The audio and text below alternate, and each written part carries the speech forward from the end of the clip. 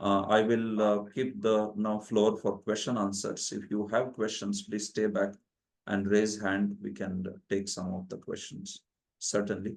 So from the next session, we will begin the discussion on 10th canto by first talking about the topic of 10th canto and then moving to chapter, first chapter. Okay. So thank you very much for joining today, and thank you for your patient listening also.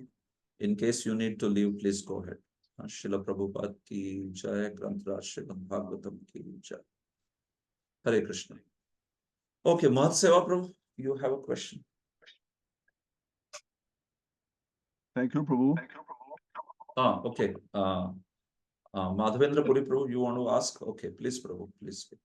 Hare Krishna. Hare Krishna. Hare Krishna. Hare Krishna. Thank you for your class. In regard to the Sat Darshan, you mentioned it's Astika Darshan.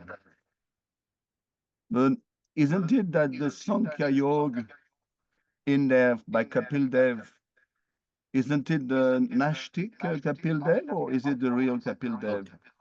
Okay, thank you. It's a good question. Yeah.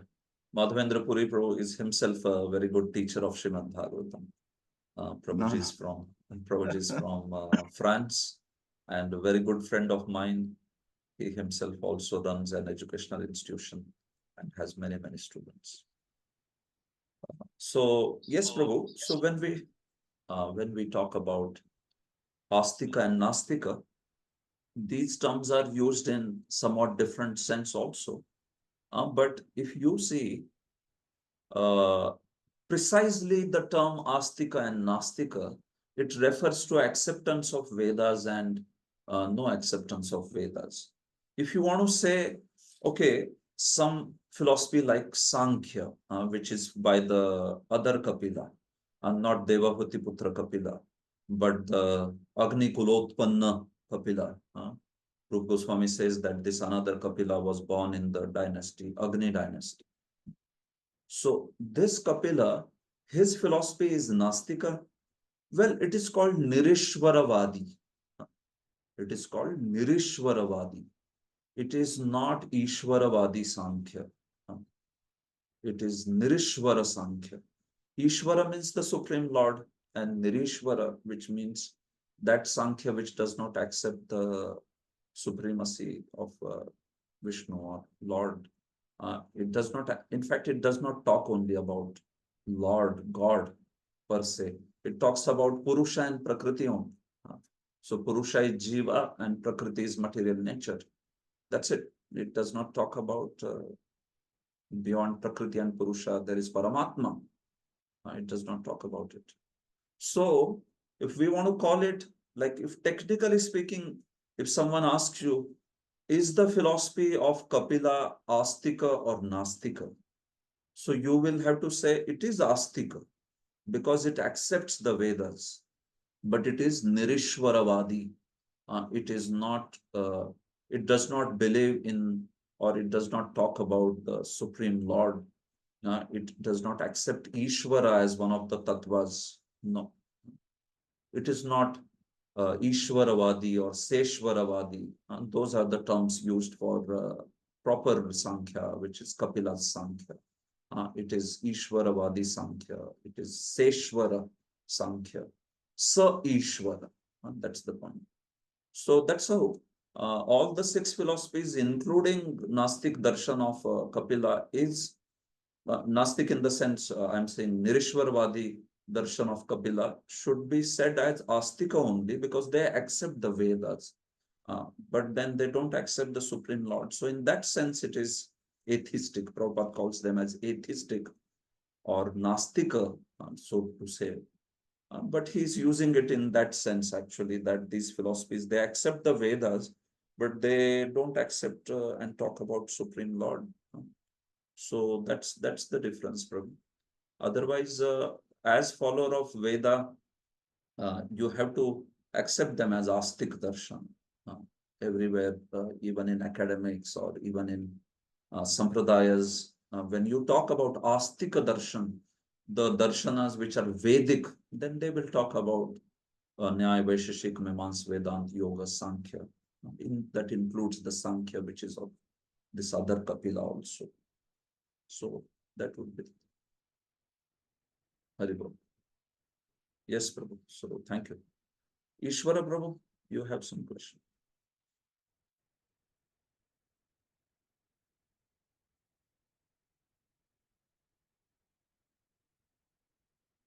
Ishwara Prabhu, you want to ask something? I see your hand is raised. Okay. Now, I now, think you. I got unmuted. Okay. Earlier, it was not getting unmuted. Okay, Thank you okay. very much. In the beginning, Prabhu, you said that why 10th, can we study 10th canto? So I think that has to be addressed.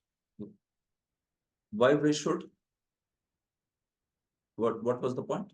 You mentioned in the beginning that some there's some concern was raised as regards how can we study 10th canto directly if you have not Yeah, studied so this. I addressed that, no, Pro, in eligibility. Knowledge, that one. Okay. Yeah, the aspect of knowledge. I was talking about if they have studied Krishna book and they are clear with principles of Bhagavad Gita and also know the contents of other cantos based on the in cursorily manner, then it's okay. We can study. It's not an issue. Okay, thank you. Although best thing would be certainly to go verse by verse for all the cantos. And I think many of you are undergoing Bhakti Vaibhava and all that. But still, Ashraya topic is most important for us as Gaudiya Vaishnavas. So we want to start studying it and we know how vast it is. So let us continue studying other parts of Bhagavatam also deeply and plus 10th canto also. Like that. So that's how, you know. Mahatseva Prabhu, now I think you should be able to. Yes, Prabhuji. Now, thank you, Prabhuji, for the wonderful class and introduction. Prabhuji, I think I might have missed, you might have told, that Bhagavata commentary on Bhagavata, Madhvacharya has written Tatpara Nirnay. So that I think must be a summary kind of thing, not verse by verse.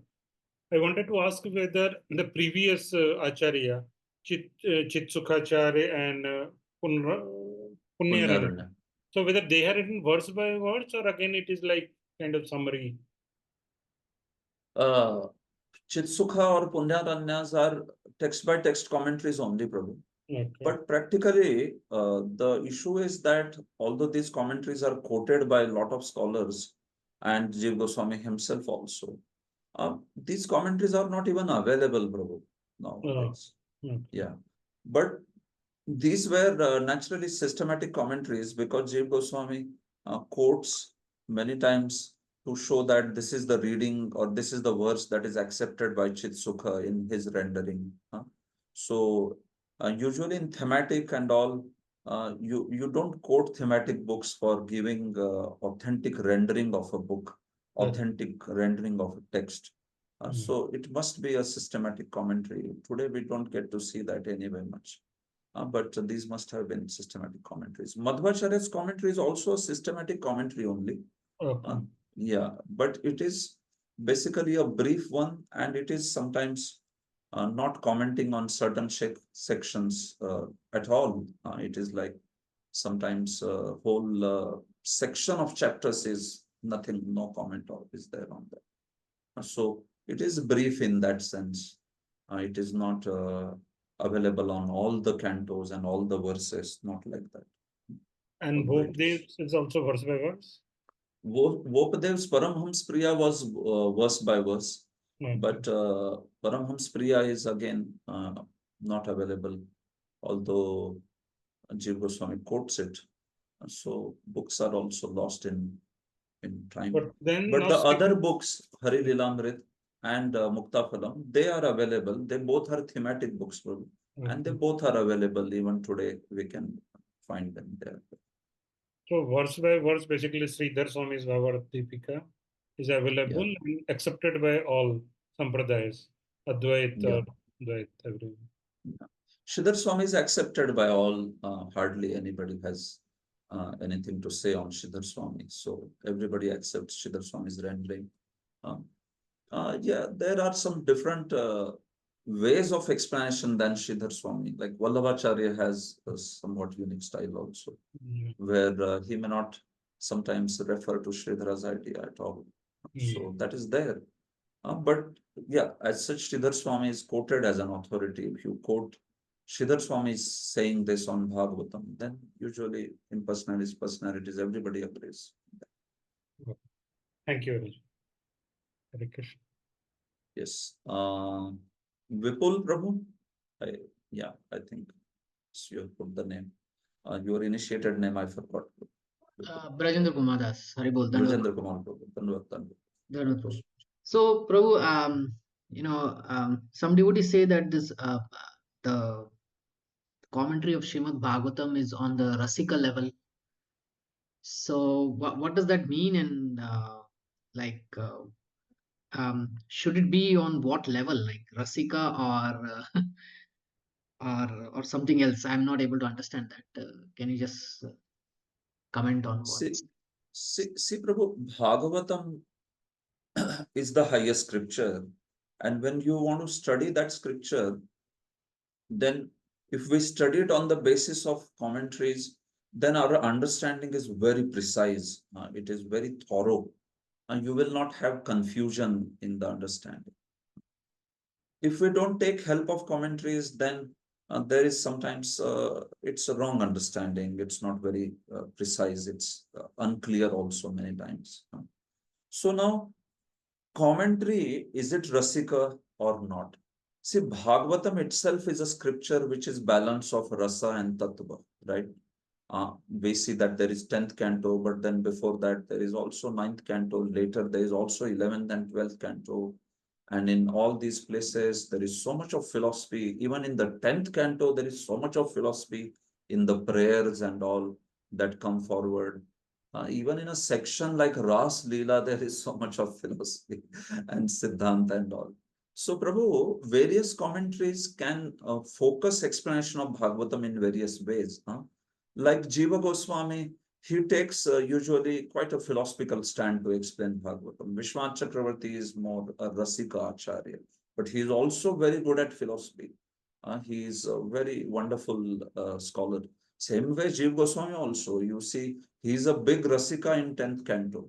In other cantos, he writes more philosophical. Sridhar Swami's commentary is more dealing with the fundamental meaning. He keeps it like vanilla explanations. So what you have to see is the scripture itself is combination of rasa and tattva, Vedanta and rasa. So now some commentaries may be more Vedantic, which means philosophical. Some commentaries on Bhagavatam may be Rasit, which means the aspect of rasa, mellow. So when we explain, we will try to combine these aspects of both. Now, 10th canto is naturally a topic of rasa.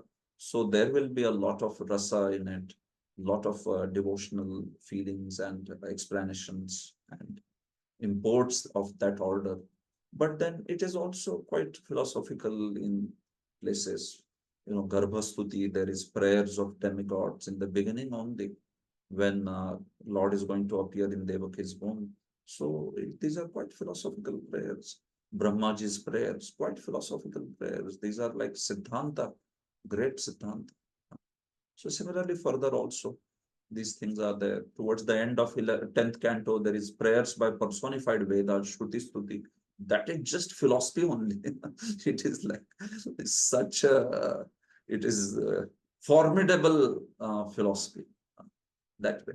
So what I see is, Prabhu, if we study through commentaries, we can focus on giving a balanced presentation. It is possible.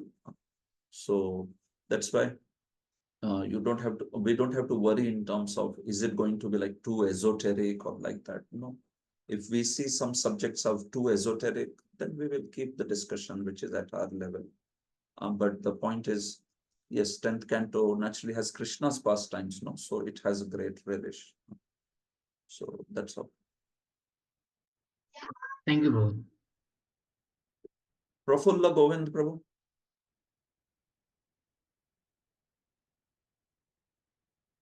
Yeah, Prafulla Govind Prabhu, I hope you can unmute yourself. Hare Krishna Prabhu, Dhanvat Pranam. Thanks for this wonderful class and taking up this topic on the 10th canto.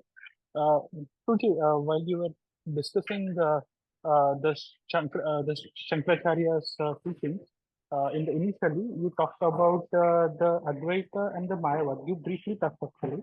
Prabhuji, I wanted to understand that we know there is a basic difference between Advaita and Mayavad basis on the personal feature of the Lord.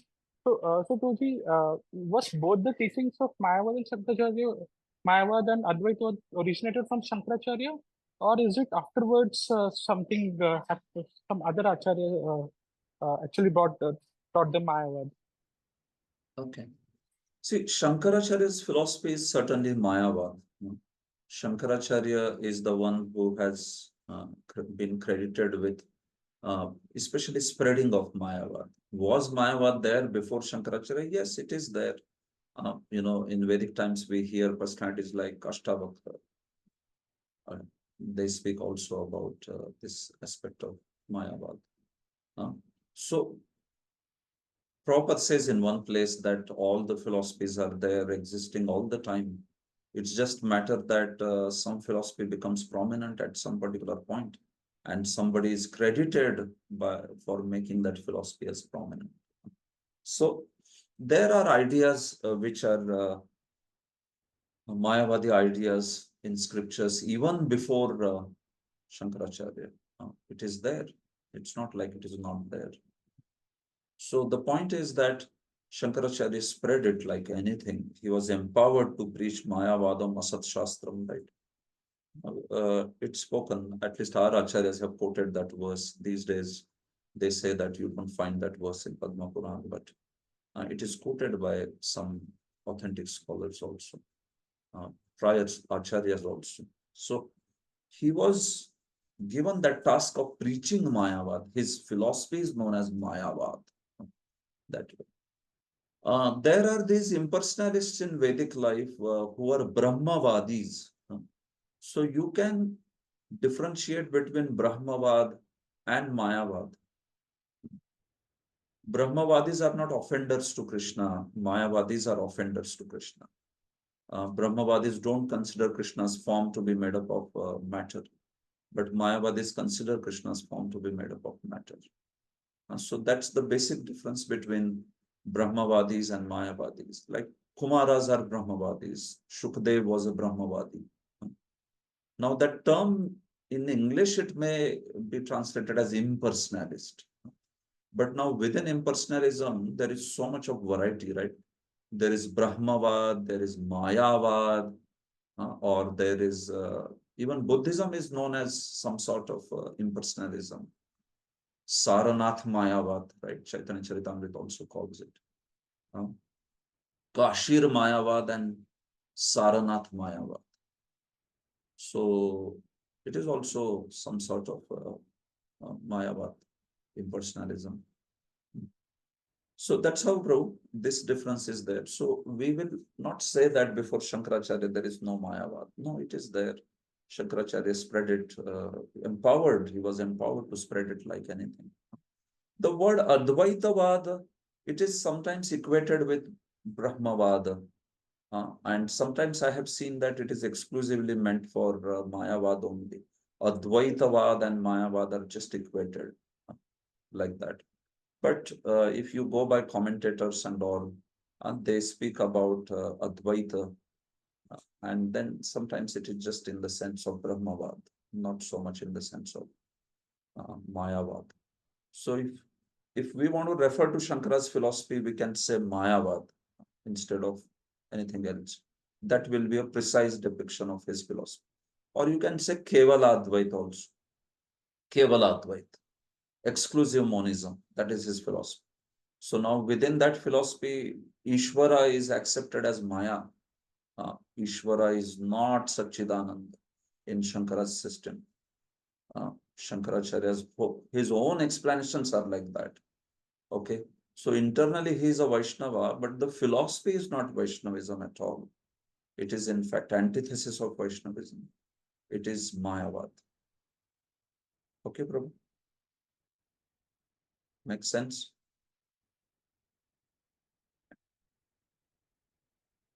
Prahlad Anand Prabhu? Dhanwad Pranam, Prabhuji. My question is just technical. I want to know about the schedule of this program, you are conducting. Because I'm enrolled in Vaibhav also from next month. So is it going to coincide, or you're also going to give us on Vaibhav classes also, right? Yeah. So I what? Mhm. see, Prabhu, I have kept these sessions only on Friday and Sunday.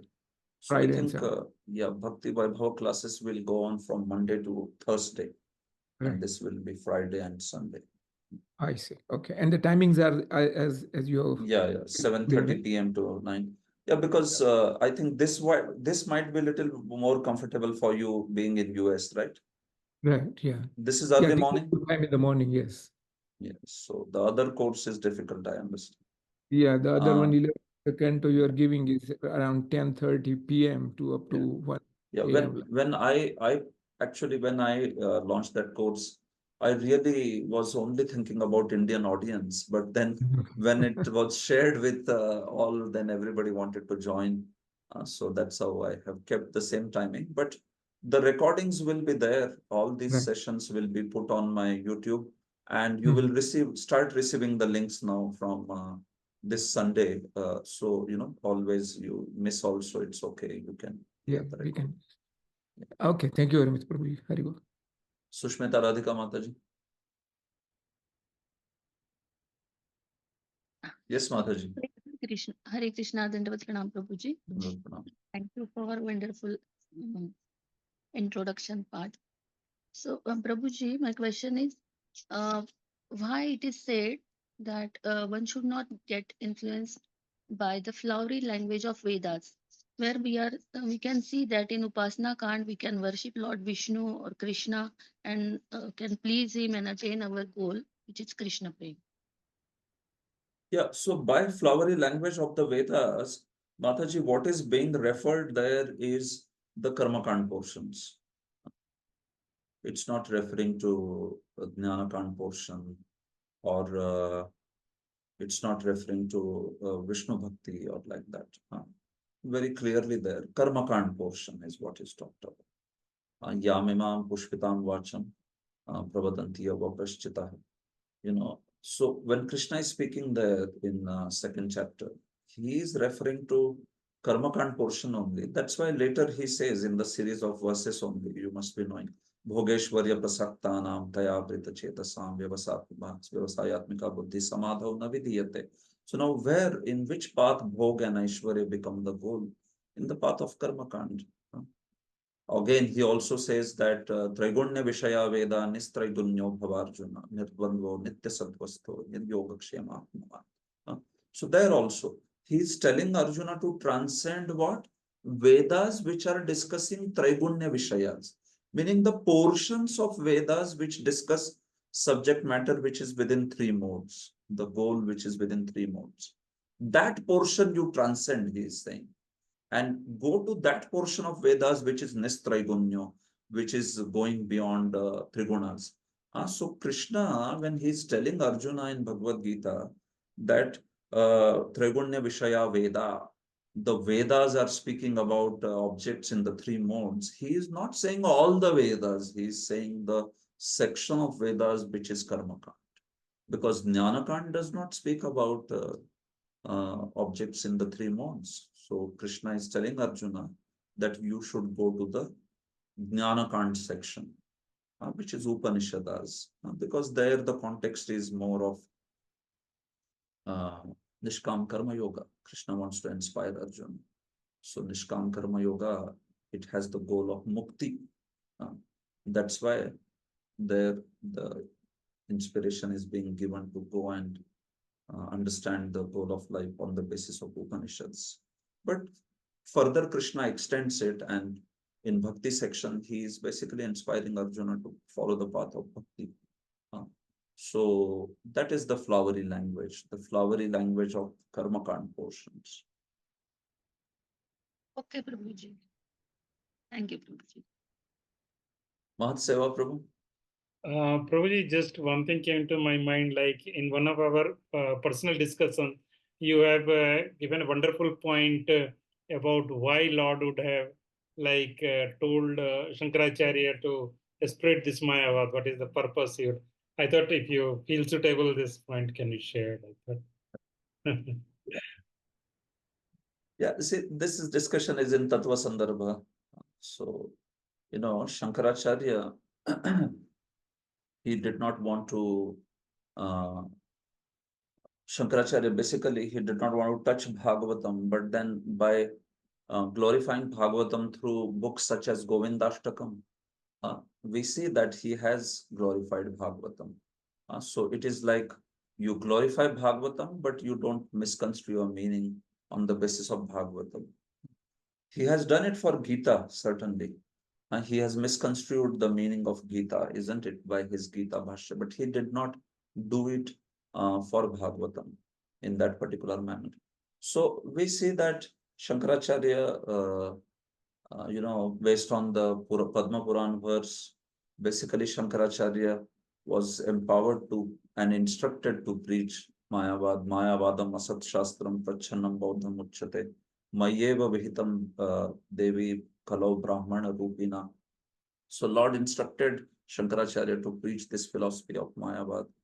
For what purpose? Because the purpose of distinction, Bhaktivinoda Thakur speaks about that the Vaishnavas were distinguished from the Mayavadis.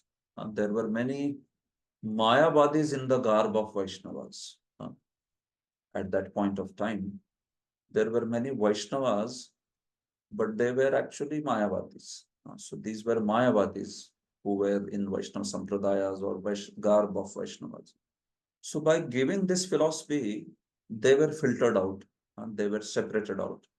And they became Shankaracharya's followers because anyway they were Mayavadis inside. So when they got Shankaracharya's philosophy, they immediately became his followers because inside they were Mayavadis, although they might be associated with other paths and all that. So in a way, he separated, filtered out the Mayavadis from Vaishnavas.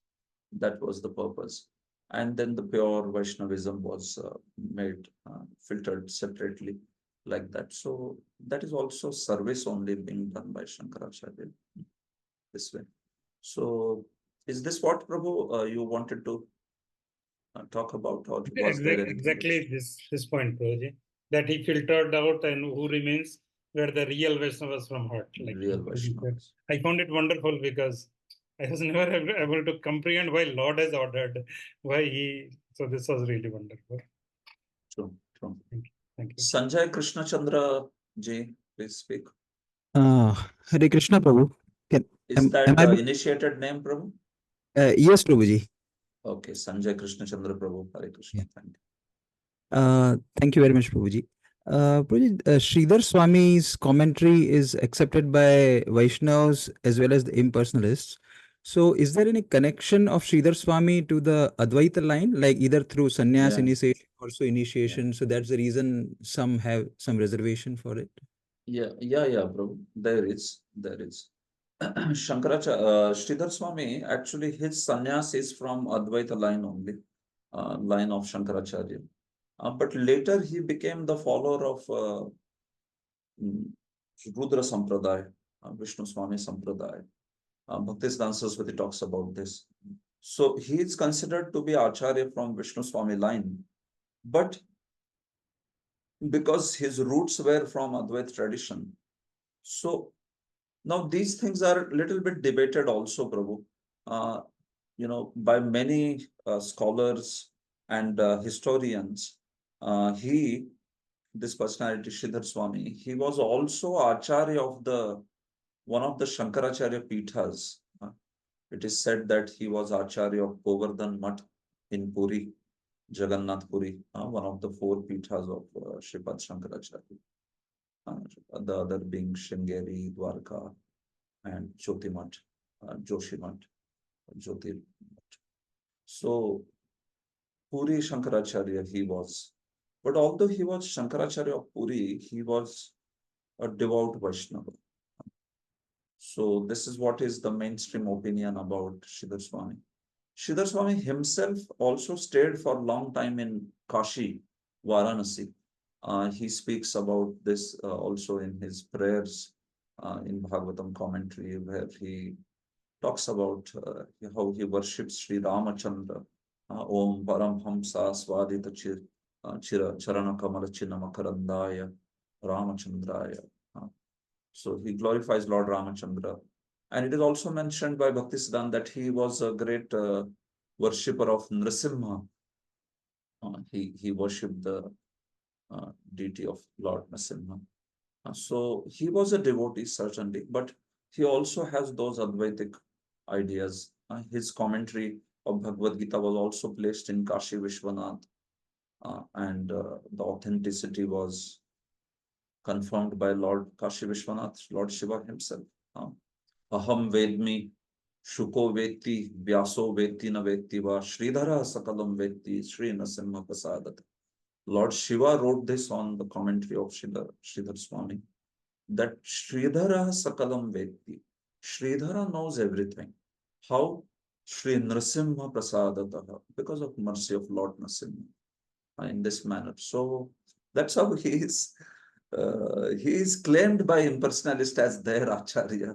And as Vaishnavas and followers of Lord Chaitanya, we accept him as bona fide Vaishnava. Even others like others like Vallabh Vaishnavas and all, they accept. In North India, everybody accepts that Sridhar Swami was a Vaishnava, practically. So some of these things are historical, Prabhu. There may be some debate on it, but at least on Bhaktisiddhanta's authority, we can see that he was affiliated to Vishnu Swami Sampradaya, and he was also coming from an Advait background. Got it, Prabhuji. Thank you very much, Prabhuji. Okay, so Prafulla Govind Prabhu, you have anything else, or is that hand raised because of prior question? Prabhuji, there is one more doubt I had, and if it is in context of this class, then please answer, or if it's not, then I could connect with you afterwards also. Prabhuji, this was regarding to this debate of Vedas versus Puranas, especially in the current times which are there, which we are, and there is a certain what I can say, certain opposition that opposing which we are having for the in general practicing of the current Hindus.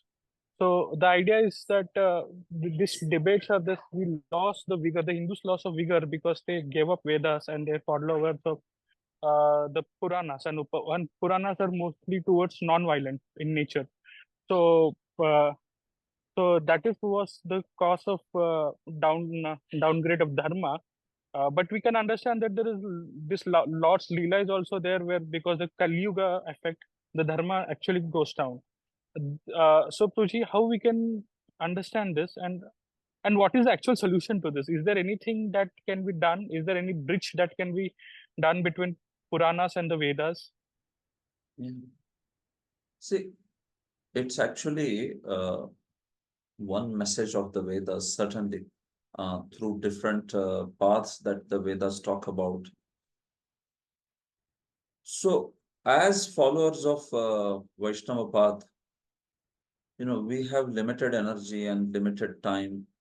So, we can see what would be our contribution. We can check that with our spiritual master and our Sampradaya authorities and decide. See, as followers of Vedas, if somebody is talking about the Vedic path and protection of the Vedas and rituals of the Vedas, it is good.